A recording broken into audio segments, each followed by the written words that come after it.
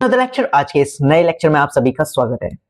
आज के इस लेक्चर में हम करने वाले हैं top most MCQs for chapter 1 class 10 से रिलेटेबल।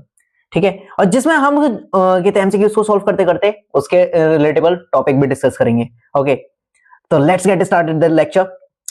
तो हमारे पास पहला क्वेश्चन आ जाता है, निम्नलिखित रासायनिक समीकरण को पूरा कीजिए। यानी इसमें क्या है, क्वेश्चन नंबर 1 में हमें एक ये रासायनिक समीकरण दी गई है, इसको पूरा करना है।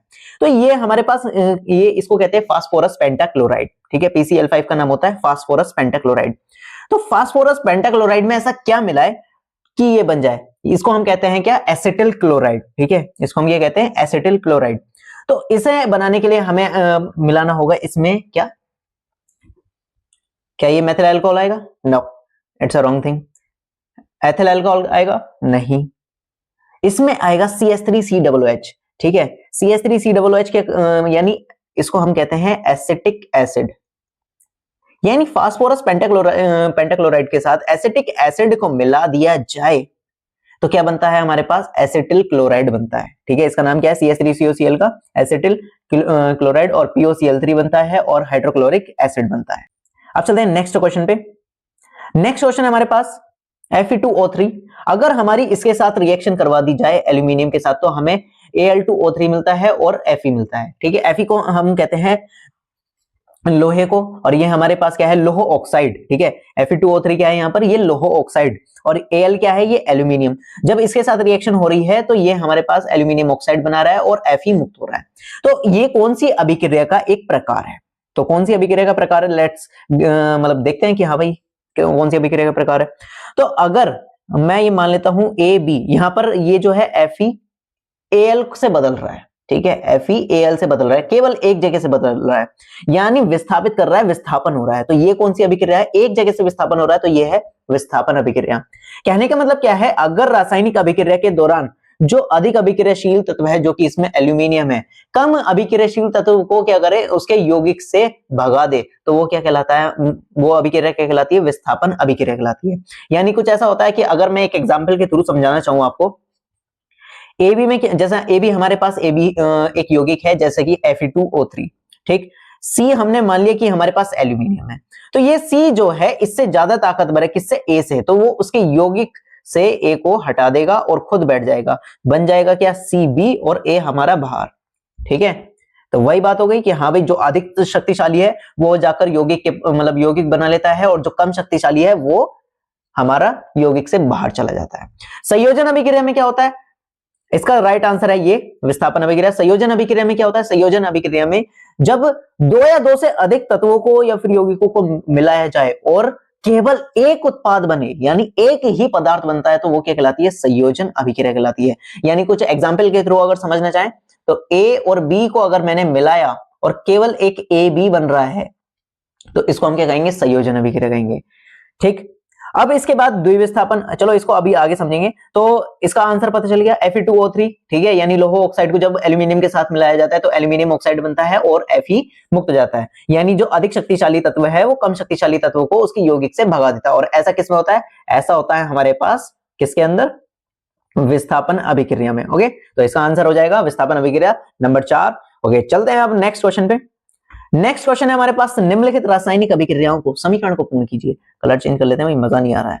ओके, तो ये हमारे पास CH3COOH जिसका नाम है एसिटिक एसिड।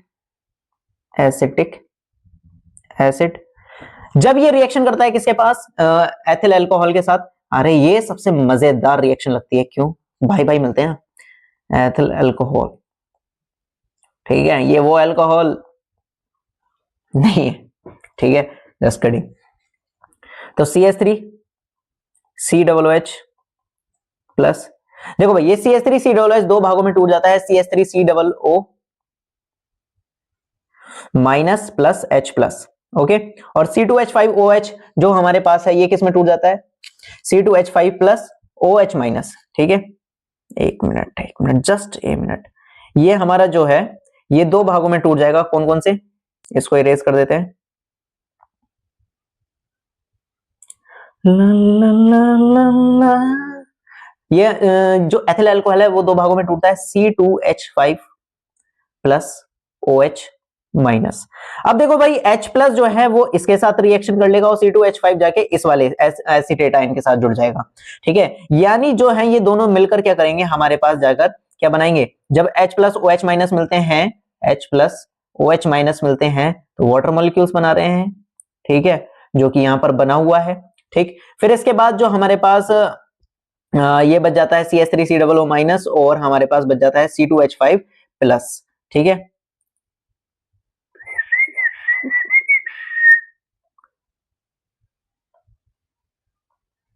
ठीक, यानी हमारे पास इसका CH3COO माइनस बच जाता है, इसका C2H5 प्लस बच जाता है और ये दोनों मिलकर क्या बना देते हैं, CH3COO माइनस बच जाता है और इधर का C2H5 प्लस बच जाता है। ये दोनों मिलकर बना देते हैं हमारे पास CH3COO C2H5। ओके, नाउ ये हमारे जो क्वेश्चन चल रहे हैं ये बहुत इंपॉर्टेंट क्वेश्चन चल रहे हैं, ठीक है, इन पर ध्यान देकर चलें। अच्छा, यहाँ पर आपको आसपास दिख रहा है क्या ऐसा, तो ये रहा, यहाँ पर जो ये आयन है CH3COO माइनस, इसको हम कहते हैं एसीटेट आयन और ये है हमारे पास एथिल, तो यहाँ पर बना है एथिल एसीटेट, ठीक है, तो ये क्या बना है हमारे पास, एथिल एसीटेट। नेक्स्ट क्वेश्चन की तरफ चलते हैं। लेड नाइट्रेट का रासायनिक सूत्र किस किस को पता है भाई, लेड नाइट्रेट का रासायनिक सूत्र बहुत आसान है, ये तो बहुत सिंपल सा क्वेश्चन है भैया, क्या पूछ लिया तुमने, ये तो मैं सोते सोते बता दूंगा, बताओ जरा। इसका जो रासायनिक सूत्र है वो क्या हो जाता है, PbNO3 का होल ट्वाइस, क्या, PbNO3 का whole twice. Okay, answer number is second. और चलते हैं अपने नेक्स्ट क्वेश्चन पर। यहां पर आ जाता है फिर से रासायनिक अभिक्रिया को पूर्ण कीजिए। अरे यहां पर बीच में एरो लगाना भूल गए, हमारे टाइपर साहब को कहना पड़ेगा। तो यहां पर देखते हैं भाई क्या है, ये सोडियम एसीटेट, ठीक है। यहां पर देखो मैंने दोबारा गया CH3COO माइनस, ये बहुत ज्यादा बार आ रहा है तो इसका नाम याद कर लेंगे। CH3COO माइनस का नाम क्या है, एसीटेट आयन। क्या नाम है इसका, acetate ion. Acetate ion sodium के साथ आया तो इसका नाम हो जाता है सोडियम एसीटेट।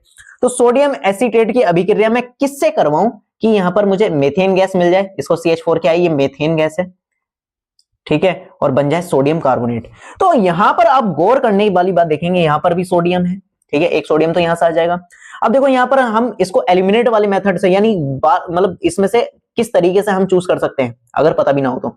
देखो KOH तो आ ही नहीं रहा, ठीक है, KOH तो वैसे नहीं आने का, क्यों, क्योंकि पोटेशियम हमें दिखाई नहीं दे रहा इसमें, ठीक है, कहीं दिखाई दे रहा है इसमें, के नहीं दिखाई दे रहा, पोटेशियम है ही नहीं उत्पाद के अंदर, ठीक। कैल्शियम दिखाई दे रहा है, नहीं दिखाई दे रहा, तो ये नहीं हो सकता।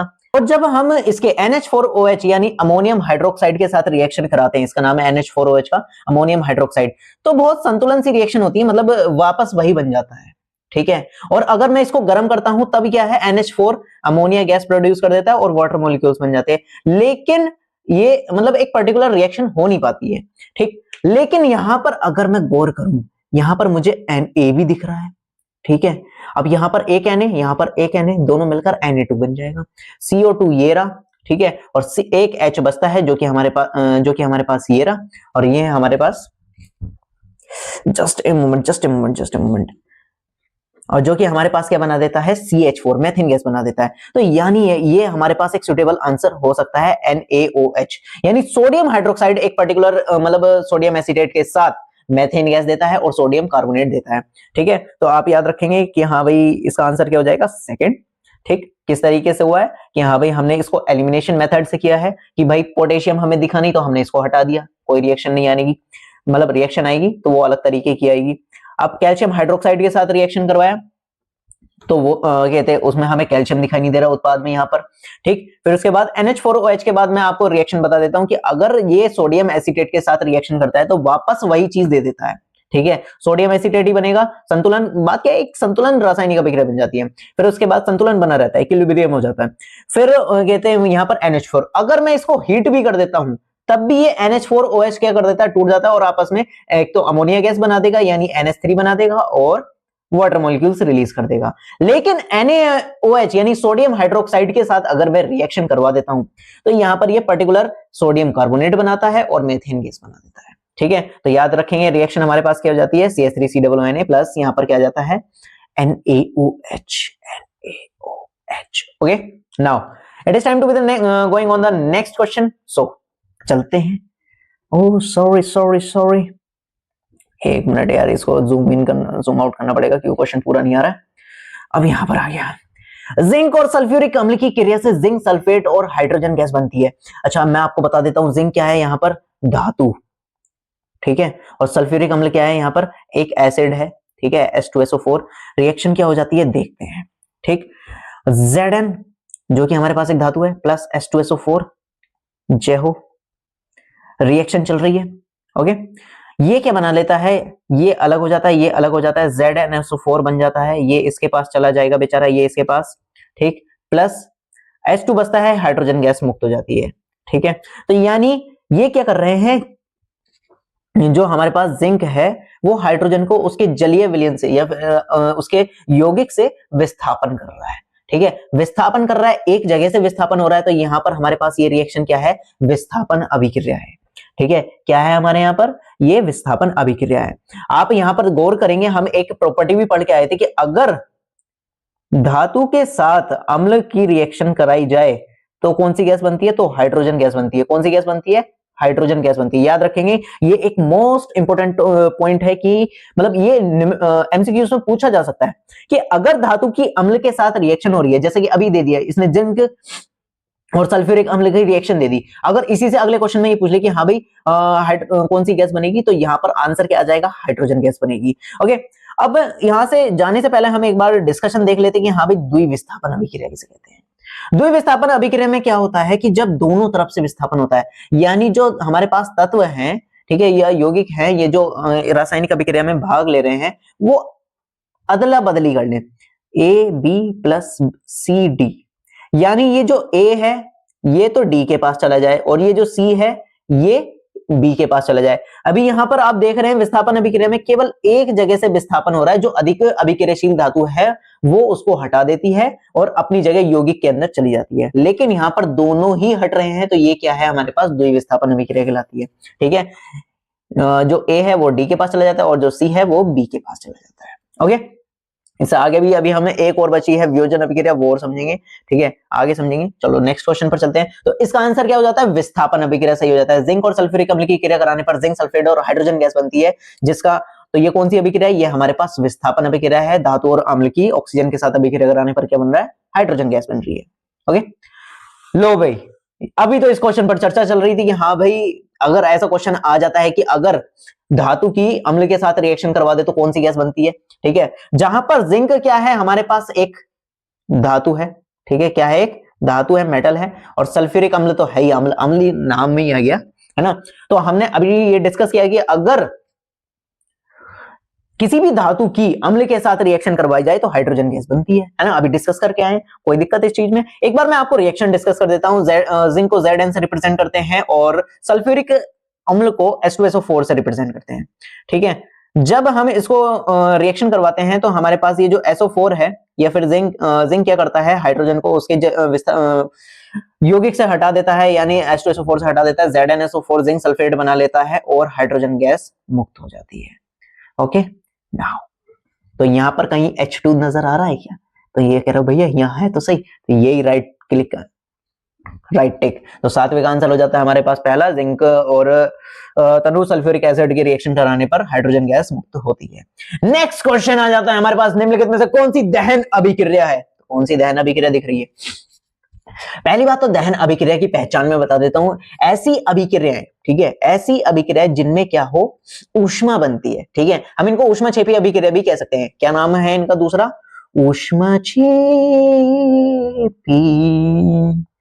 ऊष्माक्षेपी अभिक्रिया। अच्छा, हम जो सांस ले रहे हैं वो भी एक प्रकार की ऊष्माक्षेपी अभिक्रिया है, यानी उसमें भी दहन हो रहा है। क्या, हम सांस ले रहे हैं, ऑक्सीजन अंदर जा रही है, ऑक्सीजन अंदर क्या करती है, ग्लूकोज के साथ रिएक्शन करती है, CO2 गैस मुक्त होती है, ठीक है, जो हम सांस के द्वारा निकाल रहे हैं, और पानी मुक्त होता है। लेकिन वहां पर ATP एडिनोसिन ट्राइफॉस्फेट भी बनता है, जो जिससे हमारे शरीर को ऊर्जा मिलती है, ओके। लेकिन अभी हमारा जो करंट क्वेश्चन है वो यहां पर यह है कि हाँ भाई इनमें से बताओ कौन सी दहन अभिक्रिया है।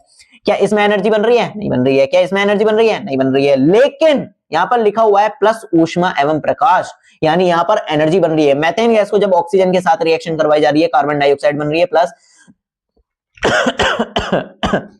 पानी रिलीज हो रहा है, लेकिन उसके साथ साथ एनर्जी भी बन रही है। तो आंसर नंबर इज थर्ड, ठीक है, ऑप्शन हमारा थर्ड बिल्कुल सही है। चलो चलते हैं नेक्स्ट क्वेश्चन पर with new excitement and new जोश।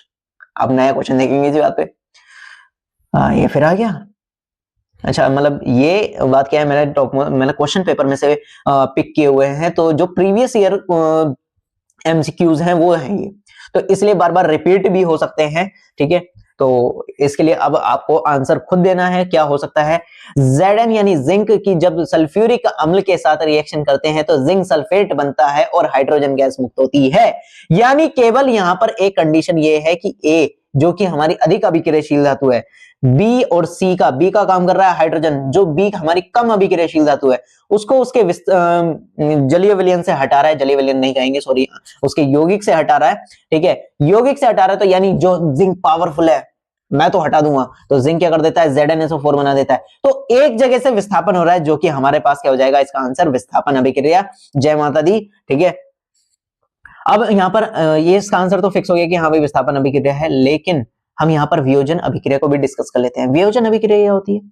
वियोजन अभिक्रिया को हम अपघटन अभिक्रिया भी कहते हैं। क्या? अपघटन अभिक्रिया क्या होती है? जब हमारा एकल यौगिक या एकल अभिकारक, ठीक है, टूटकर दो या दो से अधिक पदार्थों में टूट जाता है, ठीक है, दो या दो से अधिक पदार्थों में टूट जाता है, तो वो क्या कहलाता है हमारे पास, वियोजन अभिक्रिया। बेसिकली वियोजन का मतलब है अलग हो जाना, टूट जाना। जब एक यौगिक हमारा दो या दो से अधिक पदार्थों में टूट जाता है, दैट्स कॉल्ड वियोजन अभिक्रिया, अपघटन अभिक्रिया। एक बात आप याद रखेंगे, अपघटन अभिक्रिया यानी वियोजन अभिक्रिया को होने के लिए हमें उसको एनर्जी देनी पड़ती है। वो हम तीन रूपों में देते हैं। पहला, गर्म करके यानी उसको हम तापीय वियोजन करते हैं। दूसरा, विद्युत द्वारा यानी लाइट इलेक्ट्रिसिटी करंट के द्वारा, जिसको हम क्या कहते हैं, विद्युत वियोजन कहते हैं, ठीक है। तीसरा, सूर्य के प्रकाश के द्वारा, तो उसको हम कहते हैं प्रकाशीय वियोजन। Okay, now it is time to be the next question, jump on the next question. So चलते हैं अगले क्वेश्चन पर। तो इसका आंसर हमारे पास क्या जाता है, विस्थापन अभिक्रिया, वियोजन अभिक्रिया आपने समझ ली है। चलिए अगले क्वेश्चन का आंसर दीजिए। जिन अभिक्रियाओं में आयनों का विनिमय से नए यौगिक, एक मिनट, जिन अभिक्रिया में आयनों के विनिमय से नए यौगिक बनते हैं उन्हें कहा जाता है आयनों के विनिमय। विनिमय होता है लेन देन। क्या होता है? लेन देन, यानी दोनों तरफ से यौगिक हट, मतलब जो तत्व है वो हट भी रहे हैं और जुड़ भी रहे हैं, ठीक है। तो यहां पर ऐसा होता है भाई, एक ही अभिक्रिया में, द्विविस्थापन अभिक्रिया में, जो कि इसमें है नहीं, लेकिन यहां पर हमें दे रखा है उभय अपघटन, यानी उभय यानी दोनों अपघटन, यानी टूट रहे हैं। A+CD, ये वाला इधर चला जाएगा, ये वाला इधर चला जाएगा, ये एक दूसरे से, दोनों तरफ से क्या हो रहा है हमारे पास, एक दूसरे में आयनों का विनिमय हो रहा है। विनिमय यानी लेन देन हो रहा है, तो इसका आंसर हो जाता है उभय अपघटन, ठीक। प्रतिस्थापन अभिक्रिया आपको पता है किसे कहते हैं हम, विस्थापन अभिक्रिया को, जो कि केवल अधिक अभिक्रियाशील धातु कम अभिक्रियाशील धातु को कर देती है, ठीक। योगात्मक अभिक्रिया किसे कहते हैं? संयोजन अभिक्रिया को कहते हैं, जब दो या दो से अधिक पदार्थ मिलकर एक पदार्थ बनाते हैं। वियोजन अभिक्रिया, टूट जाना। ओके, नेक्स्ट क्वेश्चन, रासायनिक अभिक्रिया में वाई क्या है? चलो देखते हैं वाई क्या है। देखो भाई, तो रासायनिक अभिक्रिया में इसमें वाई फाइंड करना है। ये है हमारे पास FeCl3, ठीक है, और H2O के साथ रिएक्शन है, वाई हमें यहां पर फाइंड करना है। ये क्या है? FeCl2 बन रहा है, H2SO4 बन रहा है, HCl बन रहा है, ठीक है। तो यानी यहां पर हमारे पास अगर आप गौर कर रहे हैं तो Fe भी है, क्लोरीन भी है, ठीक है, हाइड्रोजन भी है, ठीक, और क्लोरीन भी है यहां पर, लेकिन यहां पर सल्फर नहीं है। तो इस बात से तो पक्का हो जाता है कि यहां पर सल्फर आना है। तो सल्फर में क्लोरीन यानी फोर्थ ऑप्शन तो आएगा नहीं, ठीक। सिंगल कभी सल्फर अकेला भी नहीं आएगा, ठीक। एक मिनट, तो इसका राइट आंसर हो जाता है SO2, ठीक है। इसका आंसर, राइट आंसर क्या हो जाता है? SO2, ठीक है। सल्फर डाइऑक्साइड किस कहते हैं इसको? Sulphur dioxide.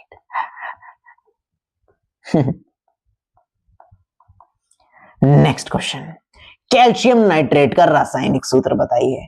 चलो तो बताओ भाई, कैल्शियम नाइट्रेट का रासायनिक सूत्र, ठीक है। इसके लिए इस क्वेश्चन को हम आप पर छोड़ते हैं, आप पर नहीं छोड़ रहे, चलो हम बता ही देते हैं इसका आंसर भी। आप क्लास 9th में एक चीज पढ़ के आए होंगे, क्या? चार्जेस के बारे में, आवेश के बारे में। तो Ca पर होता है हमारे पास 2+ का चार्ज, NO3 पे होता है सिंगल माइनस का चार्ज।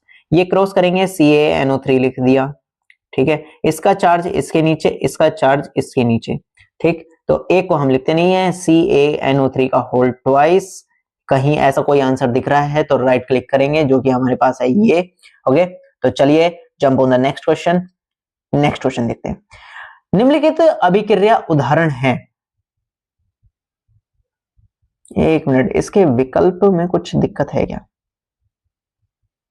ये सॉरी विकल्प गलत आ चुके हैं, ठीक है, इनको कट करेंगे।